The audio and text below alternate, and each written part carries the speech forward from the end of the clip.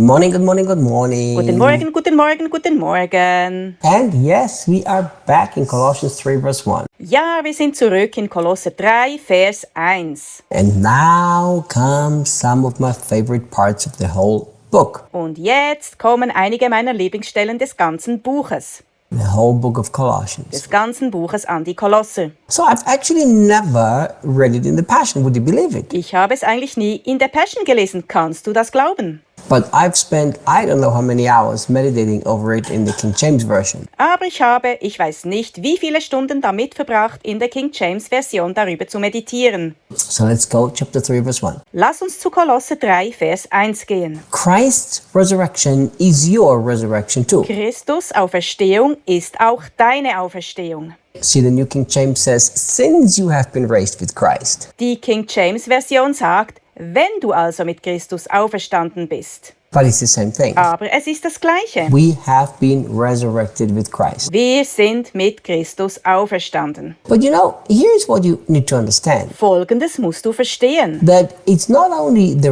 resurrection, but it's the ascension with Christ that's very important. Dass es nicht nur um die Auferstehung geht, sondern auch die Himmelfahrt mit Christus sehr wichtig ist. Because when Christ resurrected, he didn't hang around here on earth. He actually went to heaven. Denn als Christus auferstanden war, hing er nicht hier auf der Erde herum, sondern ging in den Himmel. You know, and the original Greek, actually, it does mean resurrection, means raised up to life. Im griechischen Original heißt es tatsächlich Auferstehung, was bedeutet, zum Leben erweckt zu werden. But it's actually a very powerful word in the Greek. Es ist im Griechischen tatsächlich ein kraftvolles Wort. Because it's a compound word. Denn es ist ein zusammengesetztes Wort. The one means a coherence, and the second thing's a raising up or resurrecting. Das eine bedeutet Zusammenhalt, Verbindung und das zweite Auferweckung, Auferstehung. So we are in coherence with Jesus Christ, having been resurrected. So sind wir im Einklang mit Jesus Christus, der auferweckt wurde. Why is this so important?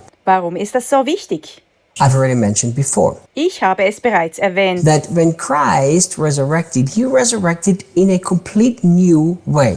Als Christus auferweckt wurde, bist du auf eine völlig neue Art und Weise auferstanden. He left the old body behind Er ließ seinen alten Körper zurück and he was resurrected with a new glorified body. und wurde mit einem neuen herrlichen Körper auferweckt. And this is exactly what happened to Und das us. ist genau das, was mit uns passierte. Because we've not only been resurrected, but we've been resurrected with Christ in coherence with him. Denn wir sind nicht nur auferstanden, sondern wir sind mit Christus, mit ihm verbunden, auferweckt worden. So Christ's resurrection is your resurrection.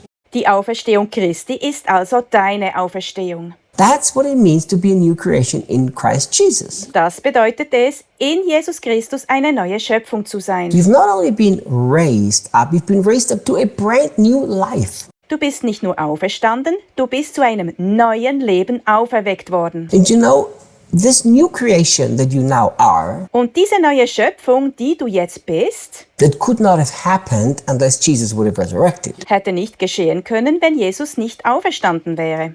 You know, when I talk about the finished work of the cross, Wenn ich vom vollbrachten Werk am Kreuz spreche, a lot of people think that I only talk about when Jesus died. denken viele Leute, dass ich nur über den Tod von Jesus spreche. And maybe it's my fault because I don't express myself clear enough. Und vielleicht ist es mein Fehler, weil ich mich nicht klar genug ausdrücke. But in my understanding, I mean the death, the resurrection, the ascension, the sealing, the new covenant. Aber in meinem Verständnis meine ich den Tod, die Auferstehung, die Himmelfahrt, den neuen Bund, The whole package. das gesamte Paket. So look, you have been resurrected with Christ. That means you're a brand new nature right now. Schau mal, du bist mit Christus auferstanden, das heißt, du hast jetzt eine ganz neue Natur. So what's the natural result of being a new creation? Was ist die natürliche Folge davon, eine neue Schöpfung zu sein? Your real you, the new creation, Dein wahres Ich, die neue Schöpfung, has in reality much more desire to live in the heavenly reality than to live in the earthly reality. hat in Wirklichkeit vielmehr den Wunsch, in der himmlischen Realität zu leben, als in der irdischen Realität. But we still live in this body. Aber wir leben immer noch in diesem Körper. And this body is connected to this earth. Und dieser Körper ist mit dieser Erde verbunden. So this is why every day we have to make a very simple choice. Deshalb müssen wir jeden Tag eine ganz einfache Entscheidung treffen. Are we going to live according to what our body, our natural instincts want? Werden wir so leben, wie es unser Körper, unsere natürlichen Instinkte wollen? Or are we going to live according to what our true new creation wants and desires? Oder leben wir so, wie es unsere wahre neue Schöpfung will und sich wünscht? We choose. Wir wählen. Every day you choose, do you live by your natural instinct or do you believe that the instinct of the new creation? Jeden Tag entscheidest du, ob du nach deinem natürlichen Instinkt lebst oder ob du dem Instinkt der neuen Schöpfung vertraust. So look at the natural conclusion that Paul has to come to. Schau dir also die logische Schlussfolgerung an, zu der Paulus gelangen muss. Because Christ's resurrection is your resurrection, you've now been resurrected to a new creation. Weil Christi Auferstehung auch deine Auferstehung ist, bist du jetzt zu einer neuen Schöpfung auferstanden. Look at this. This is why. Schau dir das an. Deshalb sollen wir. This is why we are to yearn for all that is above. Deshalb sollen wir uns nach allem sehnen, was oben ist. That's a very strong word. Das ist ein sehr deutliches, klares Wort. So you have to yearn, that means a very strong desire Du musst dich sehnen, das heißt, du musst ein sehr starkes Verlangen haben for everything that is above, in heaven where Jesus sits. nach allem, das oben ist im Himmel, wo Jesus sitzt. You know, in the original Greek, the word to yearn, it means this. In der griechischen Originalsprache bedeutet das Wort sich sehnen folgendes. It means to crave for something. Es bedeutet, sich nach etwas zu verzehren. It means with a great zeal to try to find something. Es bedeutet, mit großem Eifer zu versuchen, etwas zu finden. But listen to this. Aber hör dir das an. This is a real kind of a good shocker. Dies ist etwas wie ein schöner Schocker. The word yearn in the Greek not only means to crave for something or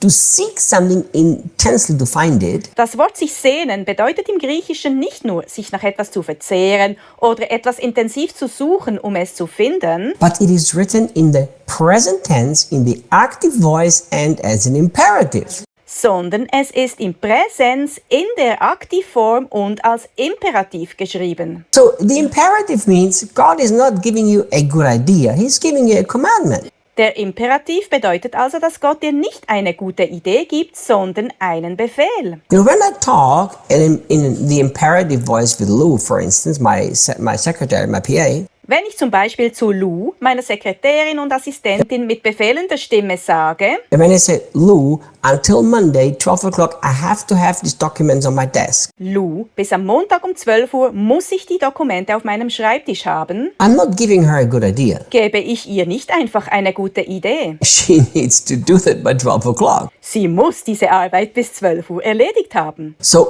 God is saying that we are supposed to really desperately seek after heaven Gott will damit sagen, dass wir wirklich verzweifelt nach dem Himmel suchen sollen. in the imperative. In Befehlsform. And then he puts it in the present tense, which means every single day of your life until you actually live there forever. Und dann sagt er es in der Gegenwartsform, das heißt, jeden einzelnen Tag deines Lebens, bis du tatsächlich für immer dort leben wirst. And it's in the active voice. It means you have to do it. Und es steht im aktiven Wortlaut, was bedeutet, dass du es tun musst. So the present tense means this. Die Gegenwartsform bedeutet also, Today, you have to do it. dass du es heute tun musst. But tomorrow when you open Colossians 3, it's still in the present tense, so you still have to do it. Aber morgen, wenn du Kolosser 3 aufschlägst, steht es immer noch in der Gegenwartsform, also musst du es immer noch tun. Next year when you read it, it's still in the present tense. Nächstes Jahr, wenn du es lesen wirst, steht es immer noch in der Gegenwartsform. That means we constantly have to desire heaven. Das bedeutet, dass wir uns ständig nach dem Himmel sehnen müssen. We're going to continue talking about this tomorrow. Wir werden morgen weiter über dieses Thema sprechen.